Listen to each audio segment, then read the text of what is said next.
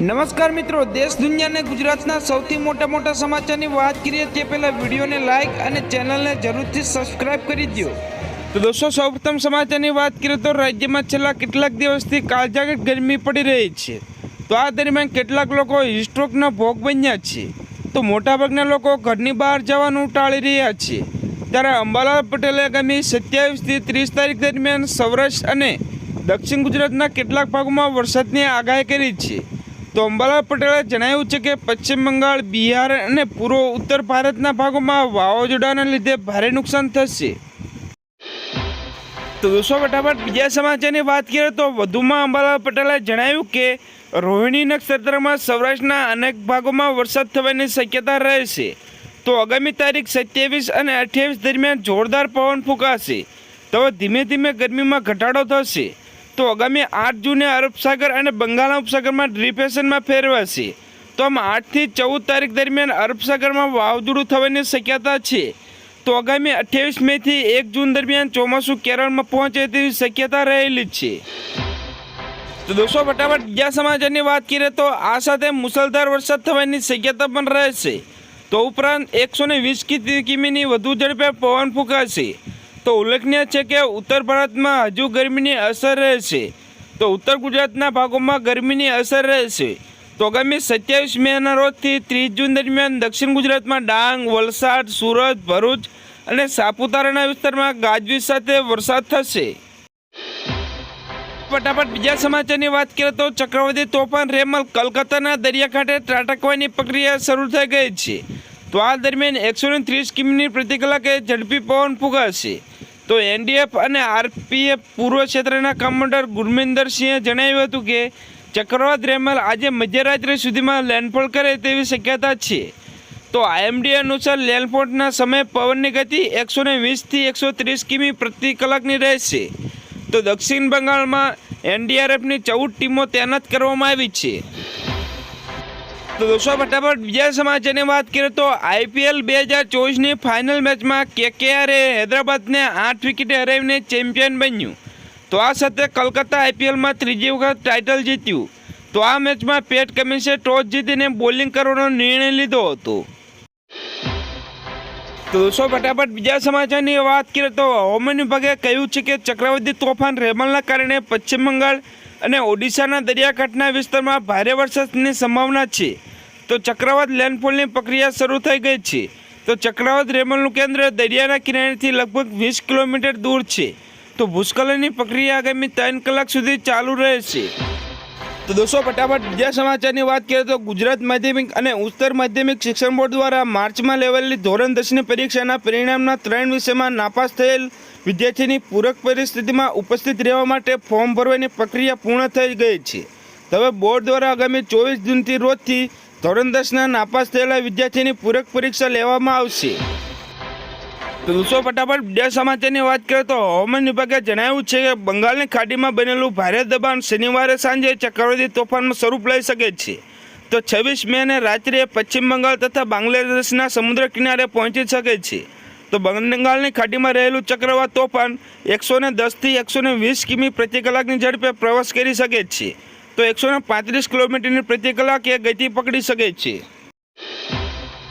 તો દોસ્તો, વધુ એક મહત્વના સમાચારની વાત કરીએ તો ચક્રવાત રેમલની સંભવિત અસરને ધ્યાનમાં રાખીને રવિવારે બપોરથી કલકત્તા એરપોર્ટ ફ્લાઇટ ઓપરેશન 21 કલાક માટે સંપૂર્ણપણે સ્થગિત કરવામાં આવશે। તો કલકત્તા એરપોર્ટના એક અધિકારીએ શનિવારે માહિતી આપી હતી। તો ચક્રવાત રેમલની સંભવિત અસરમાં ધ્યાનમાં રાખીને કલકત્તા એરપોર્ટે રવિવારે બપોરથી 21 કલાક માટે ફ્લાઇટ ઓપરેશન સંપૂર્ણપણે સ્થગિત કરવામાં આવશે। તો દોસ્તો, ફટાફટ બીજા સમાચારની વાત કરીએ તો રાજકોટમાં ફરી સુરત તક્ષશિલા જેવી ઘટના બની છે। તો આ ઘટનામાં 24 લોકોના મોત થયા છે। તો આગ લાગતા અફરાતફરીનો માહોલ સર્જાયો છે। તો અમદાવાદમાં ટીઆરપી ગેમ ઝોન બાદ રાજકોટમાં ટીઆરપી ગેમ ઝોનમાં આગ લાગી છે। તો આગ લાગતા ગેમ ઝોન બળીને ખાખ થઈ ગયું છે। તો અમદાવાદમાં ટીઆરપી મોલમાં આવેલા ગેમ ઝોનમાં આગનો બનાવ બાદ હવે રાજકોટમાં ગેમ ઝોનમાં ભીષણ આગ લાગી છે। જ્યારે આગ લાગી ત્યારે ગેમ ઝોનમાં અનેક બાળકો તેમના માતા પિતા સાથે હાજર હતા। તો 24 લોકોના મોત થયા છે। તો દોસ્તો, ફટાફટ બીજા સમાચારની વાત કરીએ તો ચક્રવાતના પગલે ભારતના કેટલાક ભાગોમાં 27 થી 28 મે ભારે વરસાદ થઈ શકે છે। તો વાવાઝોડાના ટકરાવે સમુદ્રમાં 1.5 મીટર ઊંચા મોજા ઉછળવાની સંભાવના છે. તો હવામાન વિભાગે માછીમારોને 27 મેના સવાર સુધી બંગાળની ખાડીમાં ઉત્તરી ભાગમાં ન જવાની ચેતવણી આપી છે. તો હવામાન વિભાગે 26 અને 27 મે પશ્ચિમ બંગાળ અને સમુદ્રી જિલ્લામાં રેડ એલર્ટ જાહેર કર્યું છે. તો અહીં કેટલાક સ્થળે ભારે વરસાદની સંભાવના પણ વ્યક્ત કરવામાં આવી છે. તો દોસ્તો ફટાફટ બીજા સમાચારની વાત કરીએ તો ગુજરાતના શિક્ષણ વિભાગે નમો સર્વસિદ્ધિ અને નમો લક્ષ્મી શિષ્યવૃત્તિ યોજનાનો પ્રથમ હપ્તો 27 જૂનના રોજ વિતરણ કરશે. તો મુખ્યમંત્રી ભૂપેન્દ્રભાઈ પટેલની અધ્યક્ષતામાં મળેલી બેઠકમાં આ નિર્ણય લેવાયો હતો, જેમાં ₹85 કરોડનો પ્રથમ હપ્તો ફાળવવાનો નિર્ણય લેવામાં આવ્યો હતો. તો 27 જૂનના રોજ વિદ્યાર્થી 85 કરોડના શાળાના પ્રવેશ ઉત્સવ સાથે શિષ્યવૃત્તિ માટે નોંધણી પ્રક્રિયા સોમવારથી શરૂ થશે. તો દોસ્તો ફટાફટ બીજા સમાચારની વાત કરીએ તો ચક્રવાત રામલે ગુજરાતને અસર કરે તેવી કોઈ શક્યતા નથી. જોકે ગુજરાતના ગયા વર્ષે બિપોરજોય નામના ચક્રવાતે વિનાશ કર્યો હતો. તે પહેલાં મોચા નામના વાવાઝોડા પણ દેશમાં તબાહી મચાવી. તો પછી આ તોફાનનું કારણ શું છે તો ચાલો તમને જણાવી દઈએ. જ્યારે સમુદ્ર ઉપર ગરમ અને નરમ હવા વધે છે ત્યારે ચક્રવાતી તોફાન થાય છે. તો સમુદ્રની સપાટી નજીક હવાના ઘટાડાના કારણે હવા તેનાથી ઉપર અને દૂર જાય છે. જેમ જેમ પવન ઉપર તરફ જાય છે તેમ તરફ નીચા દબાણના વિસ્તાર બને છે. તો આજુબાજુની હવાના દબાણ નીચા દબાણવાળા વિસ્તારમાં વધારો થાય છે. તો વાવાઝોડું બનવાનું શરૂ કરે છે. તો વાવાઝોડું થોડા દિવસોમાં અથવા થોડા અઠવાડિયા સુધી ટકી રહે છે. તો દોસ્તો ફટાફટ બીજા સમાચારની વાત કરીએ તો સોનું ખરીદવા વિચારી રહેલા લોકો માટે હાલ સારા સમાચાર સામે આવ્યા છે. તો આ સપ્તાહમાં સોનાના ભાવમાં ઘટાડો જોવા મળ્યો છે. તો સોનાની સાથે ચાંદીના ભાવમાં પણ ઘટાડો થયો છે. તો દિલ્હીના બુલિયન માર્કેટમાં વાત કરીએ તો શુક્રવારે સોનાની હાજર કિંમત સતત ત્રીજા દિવસે ઘટી છે. તો સોનાના ભાવ 900થી ઘટીને 72,650 પ્રતિ 10 ગ્રામ પર બંધ થયો હતો. તો આ પહેલાં ગુરુવારે 1,050 રૂપિયાનો ઘટાડો થયો હતો. દોસ્તો ફટાફટ બીજા સમાચારની વાત કરીએ તો 26થી 27 મેના રોજ હળવાથી મધ્યમ વરસાદની શરૂઆત થશે. તો ભારેથી અતિભારે વરસાદ ઉપરાંત પશ્ચિમ બંગાળમાં અતિભારે વરસાદની પણ શક્યતા છે. તો ઉત્તર ઓડિશાના દરિયાકાંઠાના વિસ્તારમાં 40થી 50 કિમી પ્રતિ કલાકની ઝડપે ભારે વરસાદ પડી શકે છે. તો હવામાન વિભાગે કહ્યું છે કે તમામ પૂર્વોત્તર રાજ્યમાં વરસાદ પડશે. તો કેટલાક વિસ્તારમાં વધુ વરસાદની ચેતવણી આપવામાં આવી છે. તો દોસ્તો ફટાફટ બીજા સમાચારની વાત કરીએ તો રાજ્યના ખેડૂતોને ગુણવત્તાયુક્ત ખાતર અને બિયારણ અને દવા મળી રહે તે માટે રાજ્ય સરકારના ખેતીવાડી વિભાગ દ્વારા રાજ્યવ્યાપી દ્વિવસીય ખાસ સઘન ચકાસણી ઝુંબેશ શરૂ કરવામાં આવી છે. તો આ હેતુસર સમગ્ર રાજ્યમાં ક્ષેત્રીય કક્ષાએ 39 ટીમ દ્વારા કામગીરી હાથ ધરવામાં આવી છે. તો દોસ્તો ફટાફટ બીજા સમાચારની વાત કરીએ તો હવામાન વિભાગના જણાવ્યા અનુસાર ચોમાસા પહેલાં બંગાળની ખાડીમાં સર્જાયેલું આ તોફાન, જેને રેમલ નામ આપવામાં આવ્યું છે, તે હવામાન વિભાગનું કહેવું છે કે સાંજ સુધીમાં ચક્રવાતી વાવાઝોડામાં ફેરવાઈ જશે. તો રવિવારની મધ્યરાત્રિ સુધી તે રૌદ્ર સ્વરૂપ ધારણ કરીને પૂર્વ મધ્ય બંગાળની ખાડીમાં સાગર દ્વીપથી લગભગ 380 કિમી દૂર છે. તો તે ડિપ્રેશનમાં બની ગયું છે.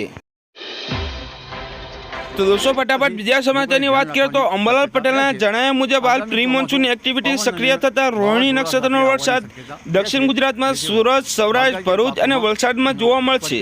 તો ઉત્તર ગુજરાતમાં છૂટાછવાયા વરસાદી ઝાપટા પણ જોવા મળશે. તો પંચમહાલ, બનાસકાંઠા, સાબરકાંઠા, અરવલ્લીમાં છૂટાછવાયા વરસાદથી રોહિણી નક્ષત્રનો વરસાદ થશે.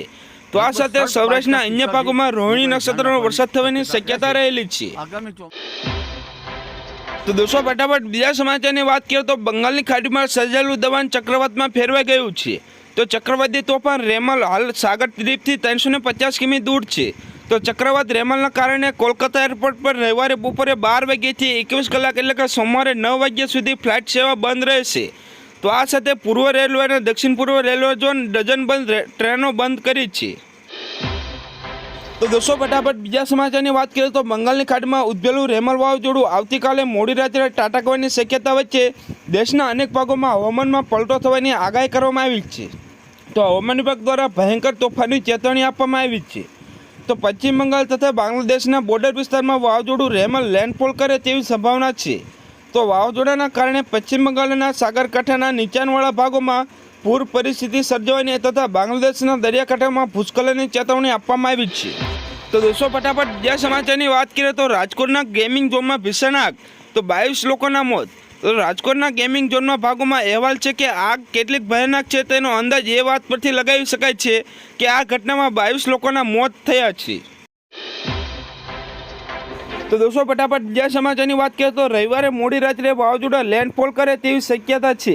તો બંગાળની ઉપરાંત મિઝોરમ, ત્રિપુરા, દક્ષિણ મણિપુર, આસામ, મેઘાલય, અરુણાચલ પ્રદેશ, નાગાલેન્ડ જેવા રાજ્યોમાં ભારે વરસાદ થવાની સંભાવના છે. તો પશ્ચિમ બંગાળના સાગર કાંઠે ત્રાટક્યા બાદ બાંગ્લાદેશ પહોંચે, જ્યાં 110 થી 120 કિમીની ઝડપે પવન ફૂંકાશે.